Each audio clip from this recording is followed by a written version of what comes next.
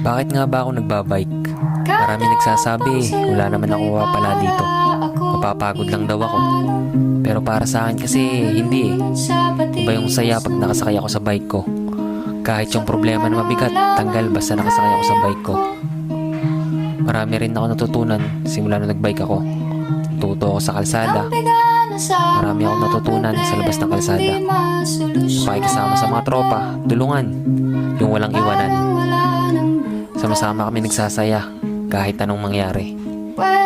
Kahit nga mag-isa lang ako, okay lang eh. Pupunta lang ako sa chill na lugar, okay na ako. Pagmamasdan ko lang yung paligid, relax na. Ibang iba talaga yung pakiramdam kapag nakasakay ka sa bike mo. Tanggal lahat ng problema.